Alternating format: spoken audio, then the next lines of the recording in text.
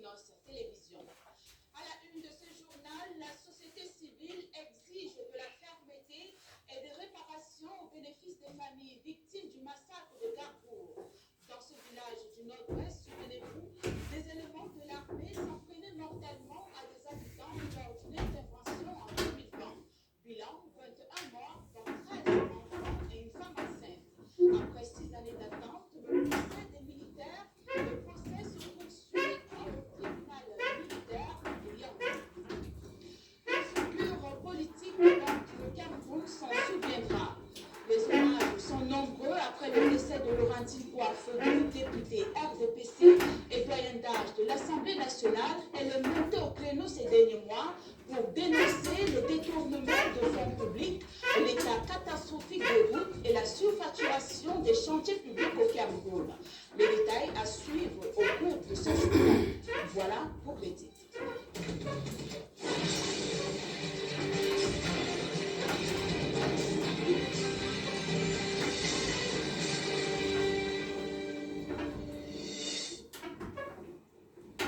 Une fois de plus, bonsoir et merci d'honorer le rendez-vous de l'information sur Equinox Télévision.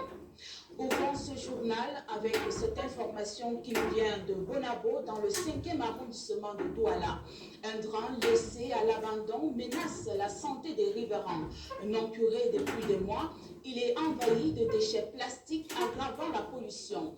Autre source d'inquiétude, le pont reliant Bonabo à Aquanor, fragilisé par un trou de plus en plus béant. Les populations appellent à une intervention urgente des autorités.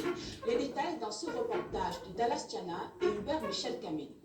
À Bonabo, dans le 5e arrondissement de Douala, un danger silencieux s'installe. Le train principal censé évacuer les eaux usées et protéger les populations des inondations n'a pas été curé depuis des mois.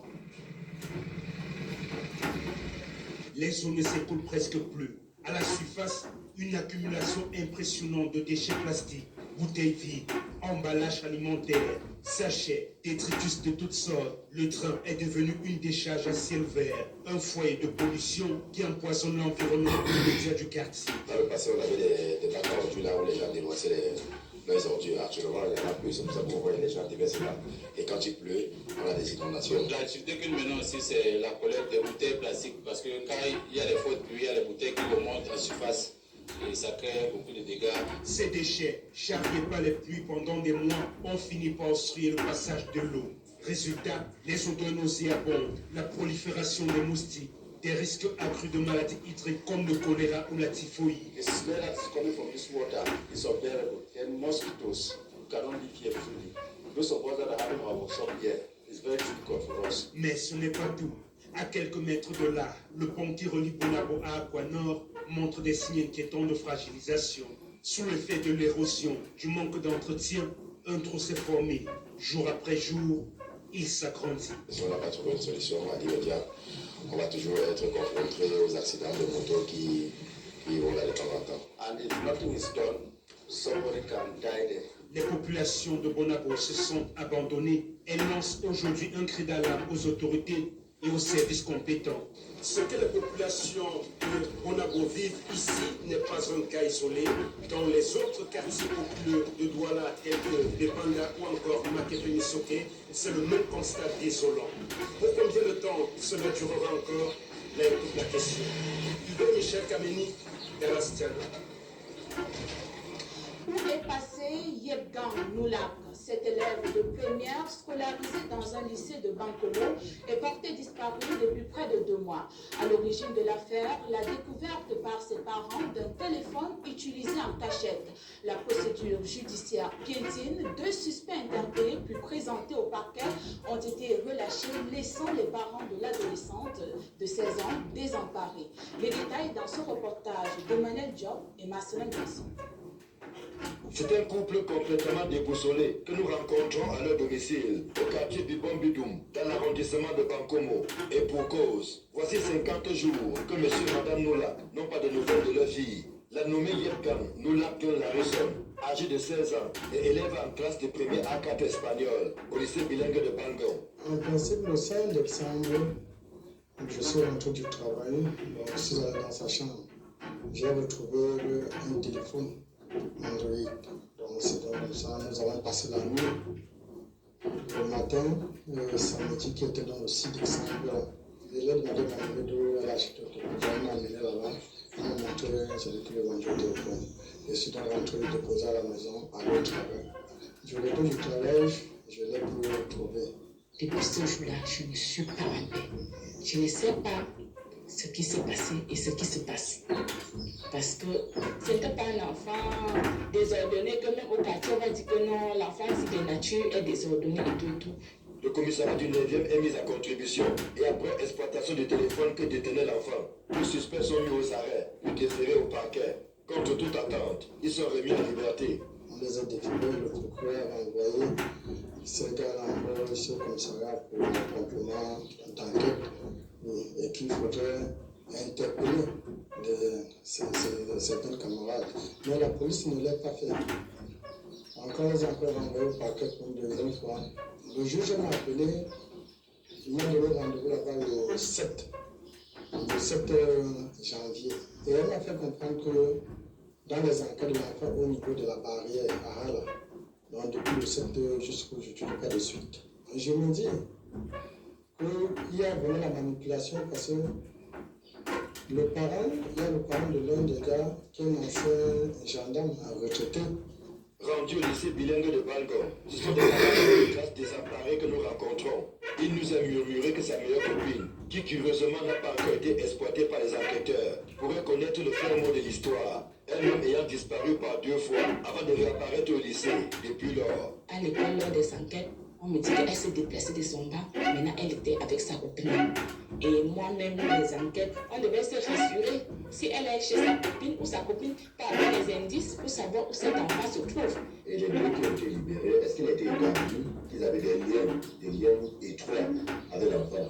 Ils ont rencontré l'enfant plusieurs fois par exemple. Ils ont rencontré l'enfant plusieurs fois. Parce que dans le téléphone, il y a tous les messages, les conversations. Il partait au lycée, il voit l'enfant, il partait se balader. S'agit-il d'une fugue, d'un enlèvement ou d'un détournement de mineurs? Pourquoi le tribunal de première instance de Fundi, qui a pris le dossier en main, le laisse moisir dans les tiroirs du palais de justice? Pourquoi les 2 suspects ont été aussitôt libérés, alors que l'on n'a toujours pas de nouvelles de la gamine de 16 ans?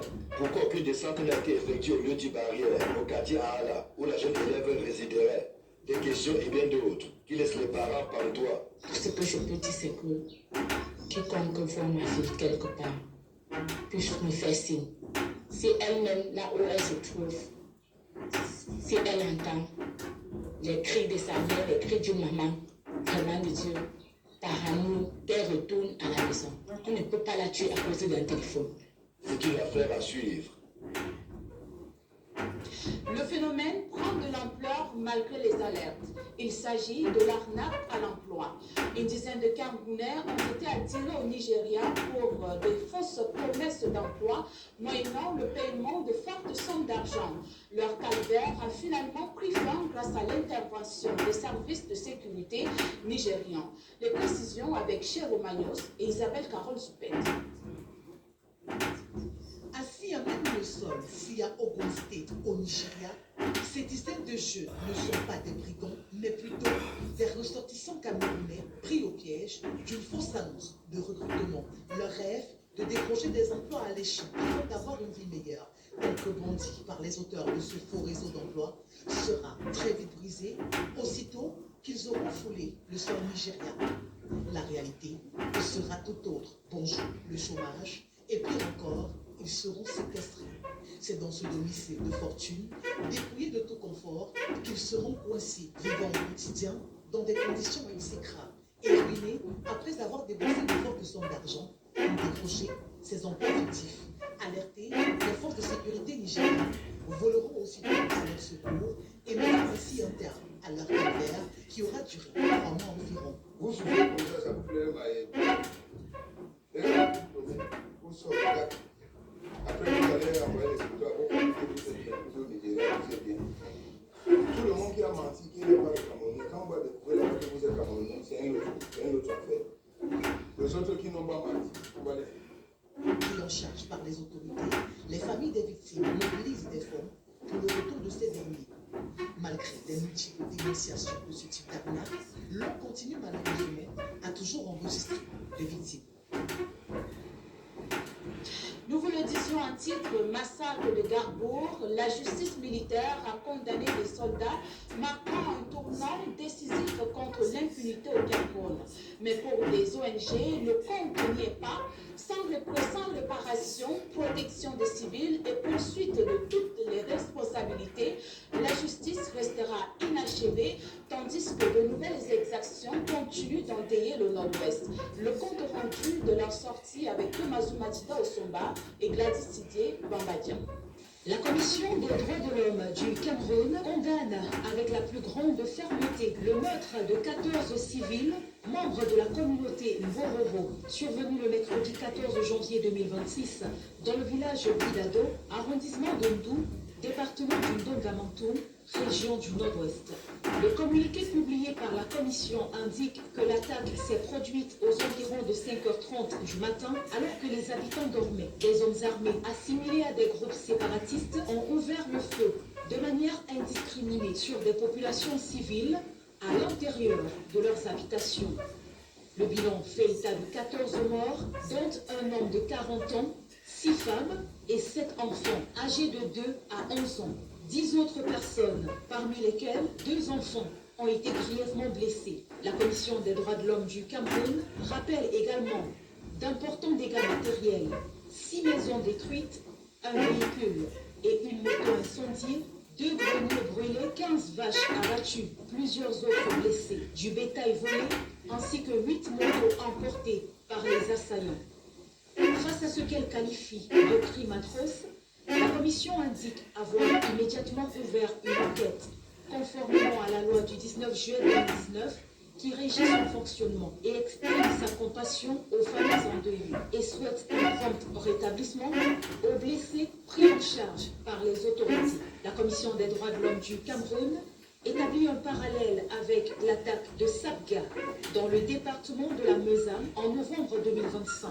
Au cours de laquelle des fidèles musulmans avaient été pris pour cible dans une mosquée, causant plusieurs morts, des blessés et des enlèvements. Tout en saluant les efforts du gouvernement dans la prise en charge des victimes, la Commission exhorte les autorités camerounaises à identifier et à traduire en justice les auteurs, commanditaires et complices de cet acte. Elle se félicite par ailleurs des arrestations de ressortissants camerounais à l'étranger pour des faits de terrorisme liés à la crise dans le nord-ouest et le sud-ouest. La Commission des droits de l'homme du Cameroun appelle enfin les groupes armés à déposer les armes et invite les populations à rejeter le terrorisme et à collaborer avec les forces de défense et de sécurité pour restaurer la paix et la sécurité dans les zones affectées. Affaire Martinez-Zogo pour les 2 audiences de janvier. Le tribunal a entendu les témoignages de Rodrigue Vincent Tomier et Junior Bidiasa Moussemi, respectivement responsables de la fiche de localisation et de la fiche technique concernant l'assassinat de l'animateur d'Amplitude FM. Les auditions ont mis en évidence des divergences entre le directeur général de la DGAP à l'époque, le commissaire divisionnaire Léopold Maxime Ekeoko, et le directeur des opérations, le lieutenant-colonel Justin Danway. Compte rendu de Rodrigue Gassi et Guizot. Ici au tribunal militaire, ce sont les audiences des 26 et 27 janvier 2026 qui sont à l'ordre du jour dans le cadre de l'affaire Martinez-Zogo. Et ce sont 2 témoins du ministère public qui se sont présentés devant la barre. Il s'agit notamment de Rodrigue Vincent Tomi et de Junior Pythagore Bidias Amousseli. Les 2 sont des agents de la DGRE. Ce sont eux qui ont notamment dressé la fiche de localisation de Martinez-Zogo et la fiche technique y relative. Il est donc apparu clairement qu'il y avait eu des anomalies dans le fonctionnement de la DGRE, en ce sens que la fiche de localisation et la fiche technique avaient été obtenues à la demande du colonel Justin Danway sans nécessairement que toutes les garanties ou les autorisations aient été données à l'instar du directeur général de cette instance qui avait donc la responsabilité de valider toutes les opérations qui devaient s'y tenir. Illustration au cours de cette audience, l'échange entre Rodrigue Vincent Tomi et le lieutenant-colonel Justin Danway dans le cadre de la cross-examination. À un moment donné, le lieutenant-colonel Daoué a demandé aux témoins est-ce qu'il vous est arrivé de délivrer des fiches directement à des supérieurs, et celui-ci lui a dit c'est pour cela que tu as eu des problèmes avec vous, parce que souvent les réponses n'arrivaient pas au moment où vous attendiez, et cela parce que je faisais valider ces éléments par la hiérarchie. Le commissaire divisionnaire Léopold Maxime Ekoeko lui-même, qui est venu dans le cadre de la cross-examination, interroger Vincent Rodrigue Tommy, à qui il a notamment posé des questions dans le sens d'établir le fait qu'il n'était au courant absolument de rien dans le cadre de la traque d'enlèvement et de l'assassinat de Martinez Zogo. En ce qui concerne la fiche technique, on a également appris que Junior Vidias Amoussemi avait dû, après l'avoir délivré, supprimer les informations irrelatives dans son ordinateur à la demande de Eddie Guy Serge, qui lui avait remis une somme de 5 000 francs. Depuis le tribunal militaire pour Equinox Télévision, Rodrigue Gassi, Guizoko. Revenons sur les témoignages lors de l'audience de l'affaire Martinez-Zogo. Maître Calvin Job révèle des dysfonctionnements au sein de la DGRE qui auraient facilité la survenue de l'assassinat de Martinez-Zogo. Un extrait de sa déclaration recueilli par Rodrigue Gassi. Nous avons deux agents qui interviennent sur l'aspect technique, c'est-à-dire qui travaillent au service informatique de la DGRE. Des agents qui viennent nous expliquer comment les missions qui sont les leurs leur sont confiées. On note depuis d'abord qu'il n'y a pas un cadenas réglementaire dans la transmission des missions. Parce que les missions sont transmises par WhatsApp aux agents qui les retransmettent aussi par WhatsApp. C'est-à-dire qu'il y a une absence totale de contrôle de ces missions, que ce soit à l'établissement d'une fiche de localisation, l'établissement de la fiche technique. Parce que les hauts cadres DGRE qui sont passés en début d'année nous ont expliqué qu'il y avait effectivement un contrôle dans la transmission de ces missions. Mais le discours, l'explication des agents de support est tout autre. Ce qui vient une fois de plus peut entacher ou enrayer le discours qui a été tenu par ces hauts cadres. Mais nous apprenons, et ça nous confirme ce que nous n'avons de cesse de dire depuis le début, c'est qu'il y a un problème structurel, il y a un problème de fonctionnement au sein de ce service sensible qu'est la DGRE. Et en éducation, les établissements scolaires de seraient-ils devenus des théâtres de tournage des films pour adultes, des scènes osées, tournées et postées sur les réseaux sociaux par des élèves au sein même des établissements scolaires? Une baisse inquiétante des valeurs comportementales que tentent d'expliquer les spécialistes de l'éducation dans ce reportage de Lionel Tangoum et Kevin Chou. Des scènes érotiques sur des bancs d'école, des cadavres et tenues de classe troqués contre des pratiques sexuelles collectives, de l'alcool et de la chicha, filmés puis postés sur les réseaux sociaux par des élèves, des clichés qui choquent. Les enfants ont de plus en plus les droits, c'est-à-dire qu'ils sont autorisés à faire un certain nombre de choses pour lesquelles qui étaient interdites avant. L'ensemble de ces éléments vont donc se mettre ensemble pour dégoupiller cette tendance vers ce que vous appelez une crise de mœurs au niveau des écoles. De Fumban à Bétoua, en passant par Douala, les images que renvoient les écoles ces derniers jours interrogent sur l'avenir de la jeunesse camerounaise qui s'éloigne un peu plus chaque jour des valeurs comportementales. L'école vit dans une société. Les barrières ne sont plus aussi étanches qu'avant entre la famille, l'école et les divers autres cercles de la société. Ce qui fait que l'école reçoit sa part de déviance. Quand les enfants sont en tête de repères, il faut donc aller retrouver ces repères là où ils sont. Les repères, c'est d'abord à l'école. C'est-à-dire qu'il faut que le relais familial qui se fait à l'école le soit de la manière la plus rigoureuse possible. Cela suppose qu'avant, les parents ont été éduqués. Ce qu'on appelle l'éducation à la parentalité. Aujourd'hui, on a tendance à toujours penser que tout le monde peut être parent. Non. Le fait d'être géniteur ne fait forcément pas de vous un parent. Il faut pouvoir sauver l'éducation et de ce fait, les spécialistes en appellent à des solutions appropriées, adaptées aux réalités contemporaines. En impliquant les parents, les élèves eux-mêmes, tout le personnel qui est dévoué, on arrive à mitiger les effets. Il ne faut pas aller chercher chez l'enfant qui est, quant à lui, la victime innocente, n'est-ce pas, d'une situation qui n'a pas pris. Je veux dire, un enfant, c'est comme du béton. Vous le moulez, et quand il a pris la forme, c'est terminé. Ce qui fait qu'aujourd'hui, il faut d'abord l'éducation à la parentalité. C'est les parents qu'il faut d'abord éduquer. Ensuite, il faut la responsabilité au niveau du corps enseignant. Et lorsque ce relais sera fait ensuite, on est sûr qu'on en ressortira un produit qui sera à peu près commerciable par notre société. Cette déviance y a pour conséquence directe une baisse inquiétante des performances scolaires, telles qu'observées au Cameroun ces dernières années. 2 sommets déjà avec une recommandation qui revient. La conférence des chefs d'État de la CEMAC de jeudi dernier a débouché sur l'appel au rapatriement des recettes d'exportation des entreprises du secteur extractif. Une préoccupation que la sous-région exprime depuis 2 rencontres au sommet, mais sans effet concret. L'enjeu s'évalue en milliards de francs CFA, mais comment comprendre le blocus? Les explications avec Innocent Abeka et Donald Boscanga. C'était l'un des points du communiqué final du sommet de vendredi à Brazzaville, au Congo.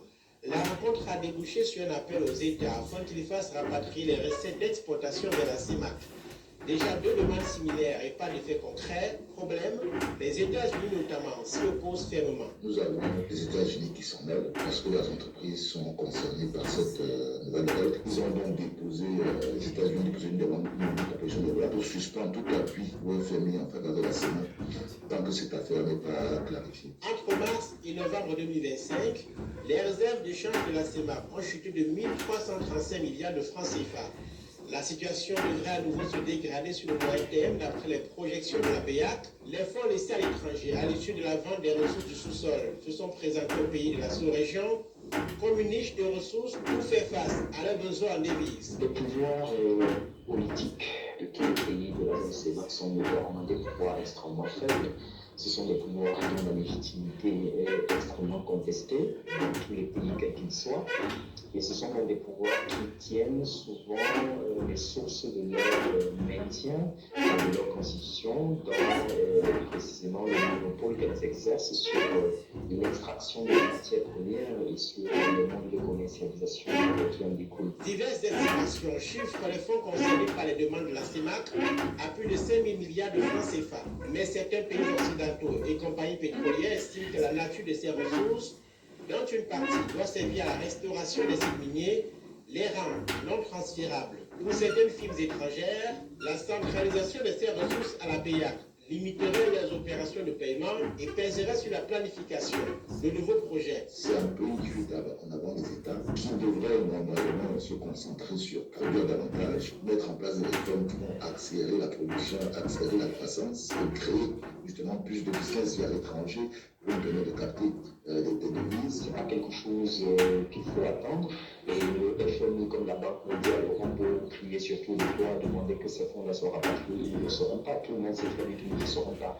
Et c'est en réalité que le grand vœu pied, tout simplement. Le pétrole représente 40% du produit intérieur brut des pays de la CEMAC. Pour certains États comme le Gabon et la Guinée équatoriale, le budget national est essentiellement assis sur les ressources de ces secteurs. Décédé le 22 janvier 2026 de suite de maladie, Laurentine Kouafeuille s'en est allé sans toutefois voir la justice rendue dans les scandales de ce pays. Le doyen d'âge de l'Assemblée nationale laisse un grand vide tant sur le plan politique que sur le plan humanitaire. Chez Romanos, J'irai Sopa et Ulule Bonma. Affaire du chantier de construction des complexes sportifs de relais, affaire de la gestion des fonds connus, affaire de la gestion des chapitres 94 et 65, affaire de l'assassinat de Monseigneur Jean-Marie Léon, affaire de l'assassinat du journaliste Martinez Zobo, affaire. La doyenne d'âge de l'Assemblée nationale laisse derrière elle un Cameroun marqué par des scandales et des affaires encore non élucidées dans la gestion du pays. Son absence sera remarquable parce qu'elle était au monde de la seule voie. Dans le désert apaisant et sensible de Yaoundé, rappelait la nécessité de la fraternité, d'avoir l'esprit patriotique et du fair play. Laurentine Kouafeuille est décédée le 22 janvier 2026 à Yaoundé des suites de maladies. À l'hémicycle, on regrette la disparition d'une femme de poigne qui ne cessait de critiquer ouvertement les députés. une grande famille, une grande femme, une femme d'une population à une autre pareille. C'est quelqu'un vraiment, vous savez, quand il essaie de nommer les choses, elle ne prenait pas du tout. C'est peut-être ce qui est également apprécié à elle. C'est que peut-être ça faisait les dents pour elle, c'était une impression que se sentait peut-être refusée par certaines de ses déclarations.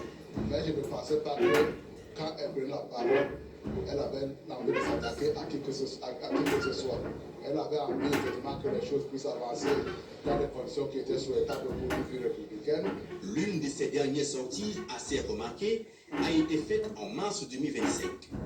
Lors de son discours d'ouverture de la session parlementaire, elle exhortait les responsables de l'organisation des élections, notamment l'ECAM et le Conseil constitutionnel, à respecter la loi. A-t-elle été écoutée? La question se pose au regard des séquences post- et préélectorales de 2025. Nous n'avons pas l'impression qu'elle a été écoutée au terme d'une élection présidentielle. Vous n'avez qu'à voir le nombre de personnes qui sont en prison, ceux qui sont en exil, ceux qui sont décédés, les dégâts qui ont été effectués. Militante engagée du Rassemblement démocratique du peuple camerounais, la députée de la Mofou Yafamba, Laurentine Kouanfegue, avait reçu depuis 2020 le titre honorifique de la doyenne En santé, lutte contre l'AVC, les nutrithérapeutes s'y mêlent. À Loum, une campagne de sensibilisation a mis l'accent sur la prévention de l'accident vasculaire cérébral par l'alimentation face à la hausse des décès liés à ce tueur silencieux. Les précisions dans ce reportage de Janine Monta, Ulrich Wata et Estelle Bondi.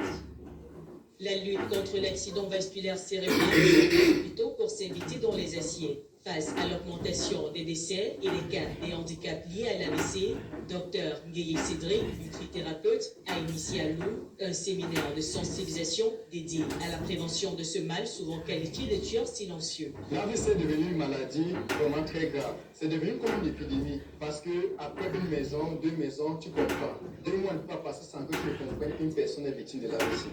Alors ce constat, même après des recherches approfondies, pour comprendre vraiment ce qu'il faut faire. Les participants ont été édifiés sur les mécanismes scientifiques qui relient certains aliments à l'affaiblissement de l'organisme et à l'augmentation du risque d'AVC. Nous avons parlé du sucre, nous avons parlé des produits raffinés. Au cours de mes recherches, j'ai constaté que l'une des causes de ça, c'est quoi? C'est la saleté. Sans qu'il faut oublier le stress. Une démarche pédagogique qui a permis à de nombreux participants de prendre conscience de leurs mauvaises habitudes alimentaires.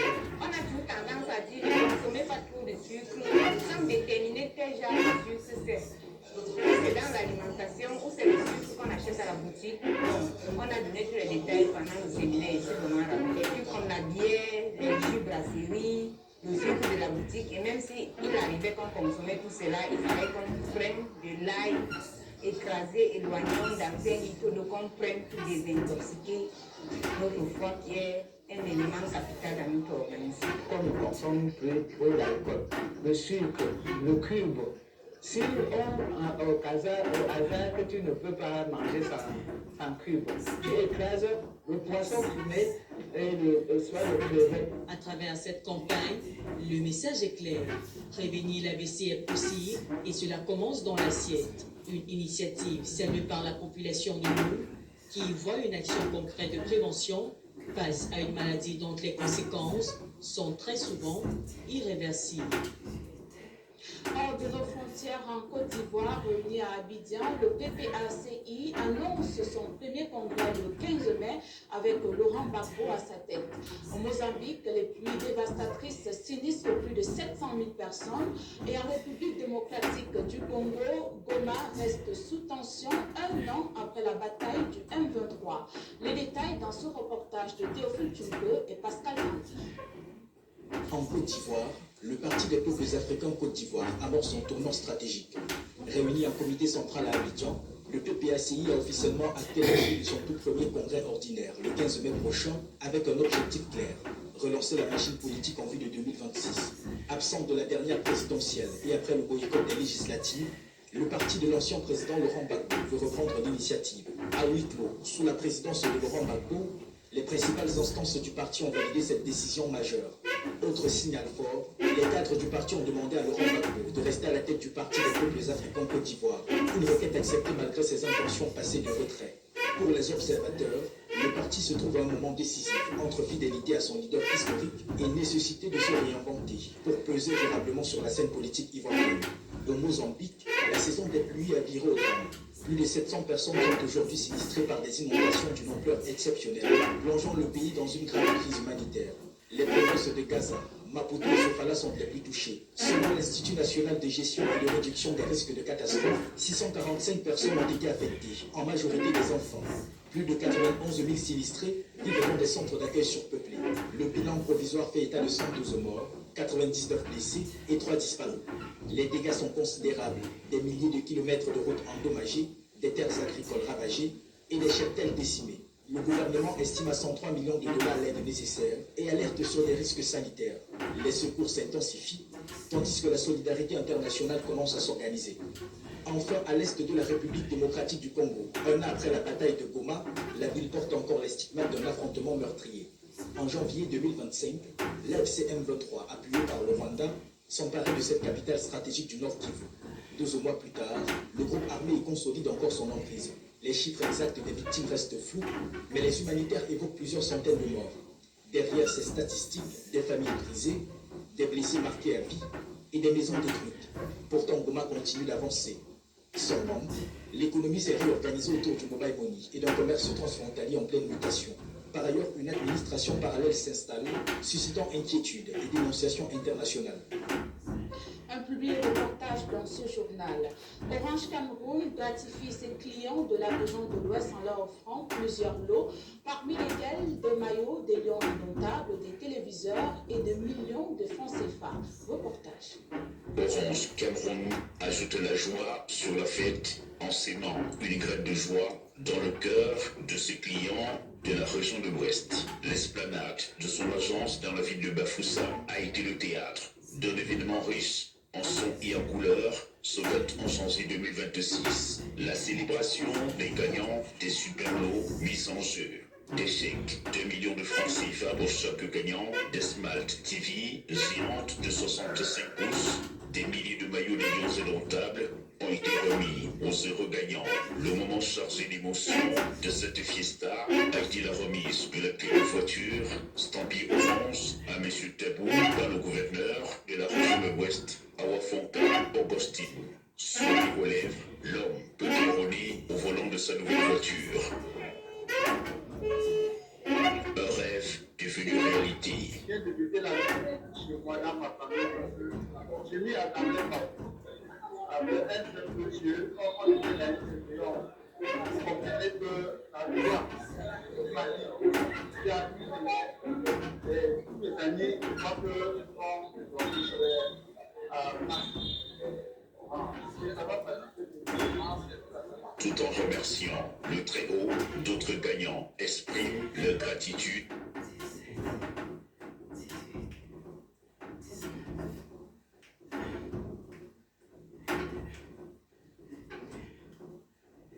Crise citoyenne. Le Seigneur a permis que ce soit mon